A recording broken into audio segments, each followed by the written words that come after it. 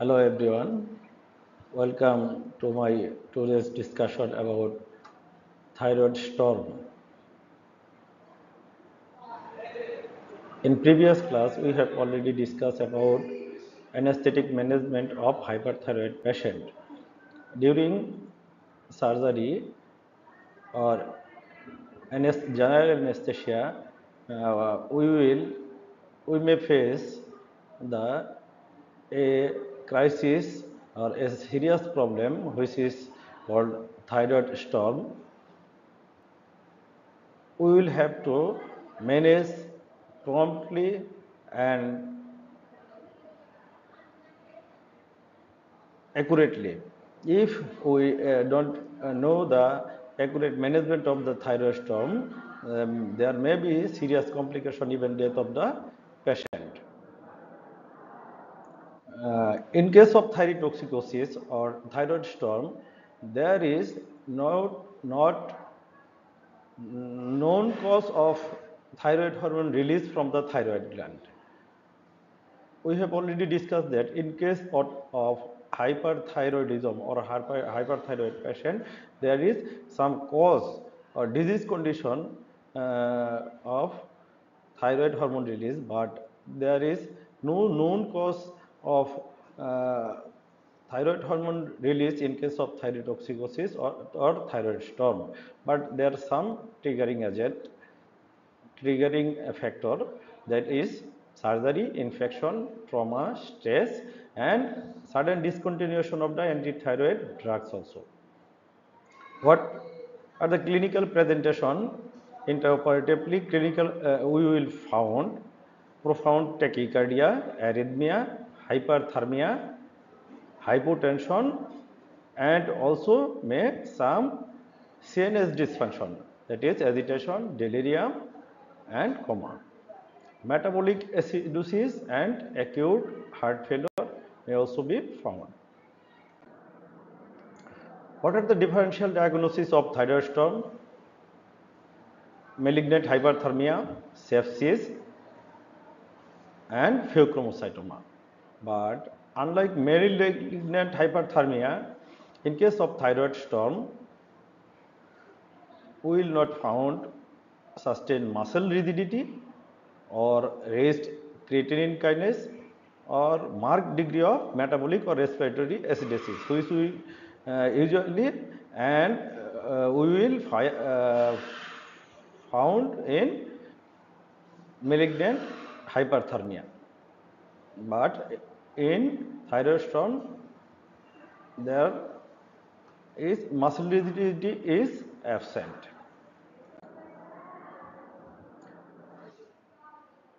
We will have to know about the prompt management of the thyroid storm. Some emergency action may be taken. Immediate action is deep and the anesthesia. In case of general anesthesia, deep the patient and cooling, as there is marked hyperthermia, so cooling by ice packs or cooling blankets, cold IV fluid also, and oxygenation and ventilation of the patient to prevent hypoxia, and also resuscitate the patient by adequate fluid. And after immediate management, we will have to start pharmacological intervention also, as there is more and more thyroid hormone is released from the thyroid gland due to unknown cause. We will we have first attempt to stop the thyroid hormone release by anti-thyroid drugs. Propyl thiouracil is the preferable in this case, because it directly inhibit the conversion from T4 to T3, because we know that T3 is the active form of thyroid hormone which take the action in peripheral tissues. Methimazole may also be used. It is the second choice of drug in case in antithyroid hormone. And we will have to take action to block the hormone release by iodine or by iodine, we may be administered by NGTOF.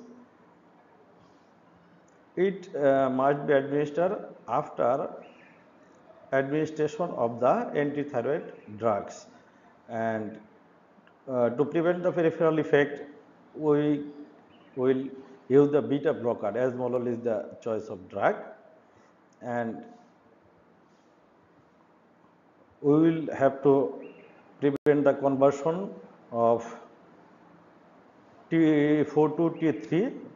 We can use glucocorticoid, hydrocortisone in IV form. In case of thyroid storm, we will have to continue the supportive care also. What are the supportive care?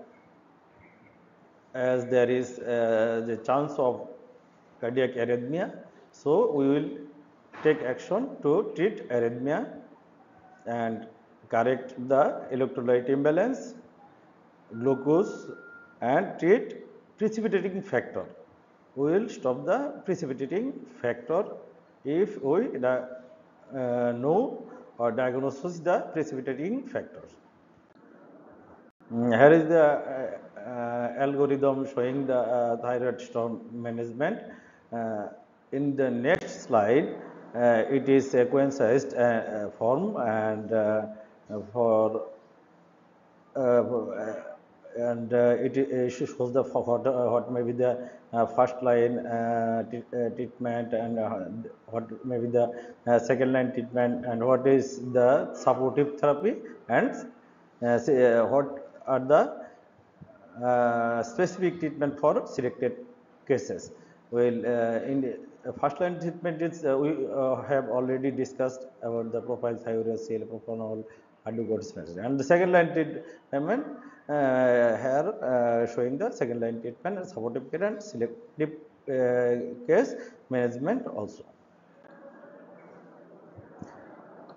In thyroid storm patient, post-operatively we must have to monitor in the ICU. We must admit the patient in the ICU for proper monitoring and continue the monitoring of vital signs and any other complication prevention, and adequate fluid and electrolyte therapy, and also continue the pharmacological intervention or pharmacological pharmacological preparation to continue for prevention of the any further worsen effect.